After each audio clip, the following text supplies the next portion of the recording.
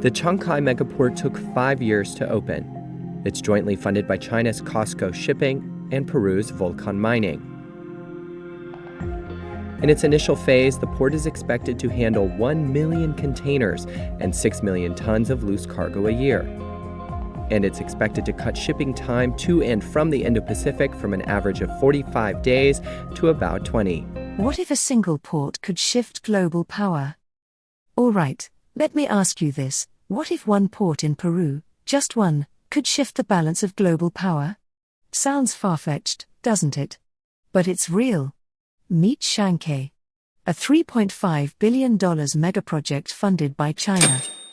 Now, this isn't just another port where ships come and go.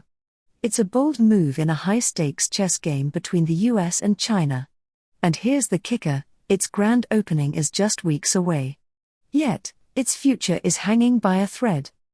Here's what you need to know up front: this port could transform trade in the Americas. Or it could spark a fierce rivalry that echoes across the globe. Let's break it down. Why does the US care about a port in Peru? Now, why on earth would the US care about a port so far away? It's just some cranes and cargo, right? Wrong. This is about more than shipping containers. It's about strategy. Chancay is part of China's Belt and Road Initiative, a grand plan to connect the world through trade. It's 70 kilometers north of Lima, designed to handle the biggest cargo ships on the planet. We're talking ships that carry up to 24,000 containers. Massive. But then, there's something else. This port can slash shipping times to Asia by nearly 2 weeks. That's a big deal.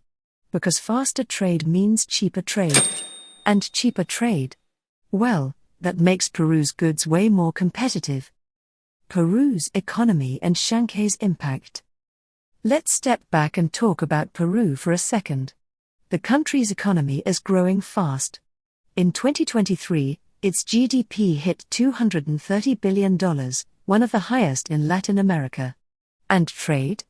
It's the backbone. Copper, gold, avocados, fish, you name it, Peru's exporting it. And guess who's buying the most? China. But then, it's not just about exports. China also sells Peru things like machinery, electronics, and vehicles. Together, this trade hit $35 billion in 2022. And Chancay? It's about to take that number to the next level. Here's how. Imagine a farmer in Peru who grows blueberries. With Chancay, his berries reach China faster, fresher, and for less money.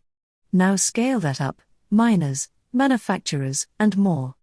That's the promise Chancay holds for Peru's economy. If you like this content so far, please hit the like and subscribe button so you won't miss out on future videos like this. A port that changes the game for South America. And it's not just Peru that wins here.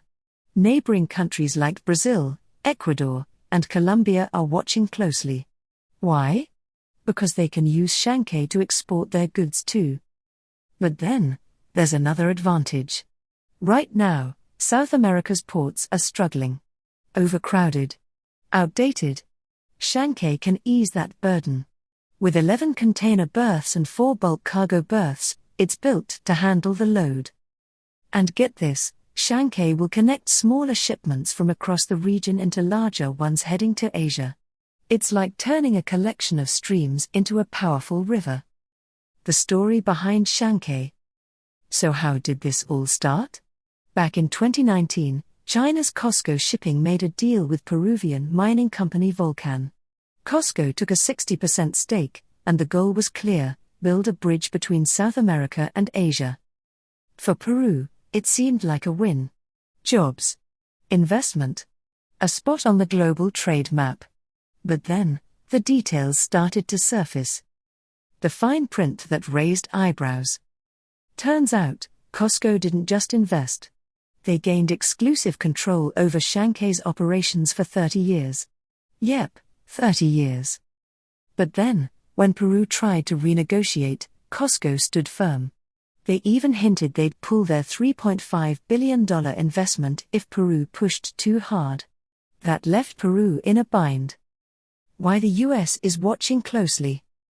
Now, let's talk about the US.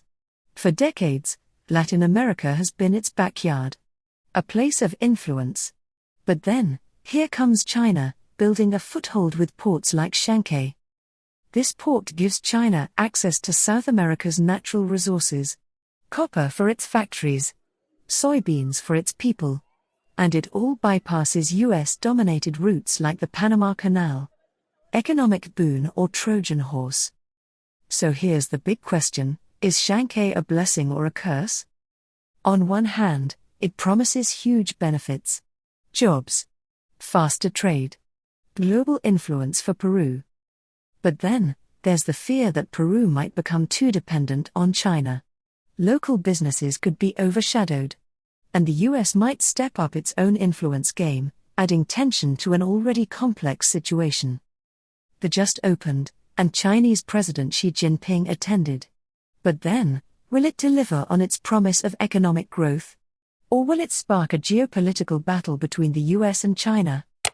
What do you think? So what is the Belt and Road Initiative, BRI? Have you ever wondered why China is so interested in building massive infrastructure projects worldwide? It all boils down to the Belt and Road Initiative, or BRI, China's most ambitious global development strategy to date. Launched in 2013 by President Xi Jinping, this project aims to create a vast network of trade routes, both over land and maritime, to connect Asia, Africa, and Europe. Inspired by the ancient Silk Road, the BRI is not just a plan for trade, it's about reshaping global geopolitics and economics. What does the BRI encompass? At its core, the BRI focuses on building railways, highways, ports, and energy pipelines. Its purpose? To improve connectivity between countries and facilitate smoother trade. But this isn't just about moving goods. The initiative also invests in digital infrastructure, like high-speed internet cables, and even cultural exchanges, solidifying China's role as a global leader. Successful projects under the BRI. Let's take a moment to highlight a few of the BRI's shining stars. The Gwadar port in Pakistan, strategically located along the Arabian Sea, this deep-water port is transforming Pakistan into a major trade hub. It connects to China through the China-Pakistan Economic Corridor, CPEC, providing Beijing direct access to the Indian Ocean. This drastically reduces the time and cost of transporting goods to the Middle East and beyond. The Addis Ababa-Djibouti Railway, in Africa, China financed and constructed this railway, connecting Ethiopia to the Djibouti port. This project has significantly boosted trade and reduced logistical costs for landlocked Ethiopia. The Karakoram Highway, often called the eighth wonder of the world, this highway connects China with Pakistan, providing a vital artery for trade and tourism. It's an engineering marvel, cutting through some of the world's most challenging terrains.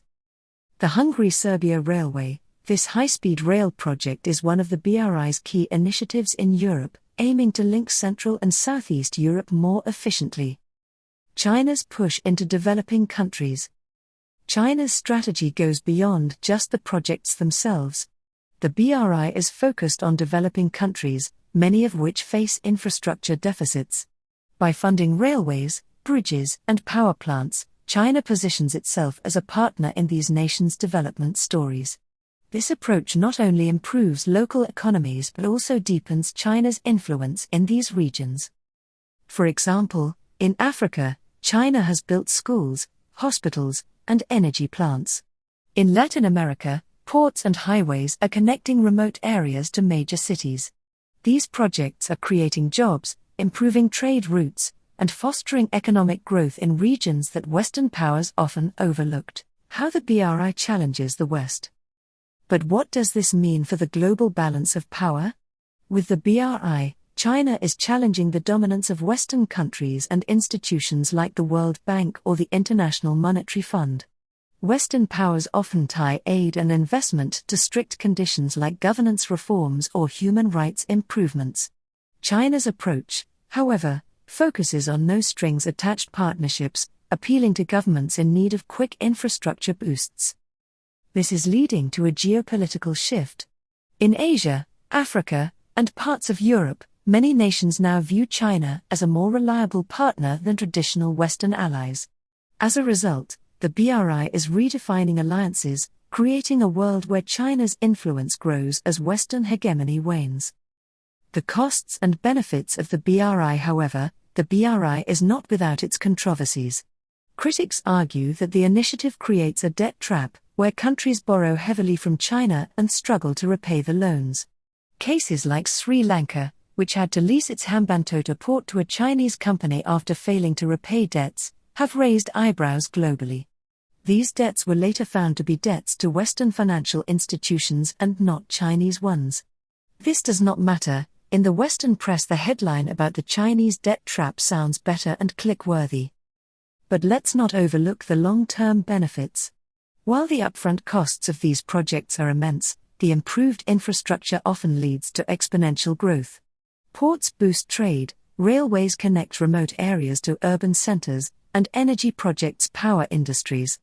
Over decades, these developments can transform economies. For China, the long-term payoff is clear. Not only does it secure access to critical resources, but it also fosters goodwill and political alliances that could be invaluable in the future. Moreover, these projects enable China to diversify trade routes, reducing its reliance on choke points like the South China Sea. Will Chancay be a game changer or a flashpoint for rivalry? Drop your thoughts in the comments. And don't forget to subscribe for more stories like this one. Thanks for watching, and until next time.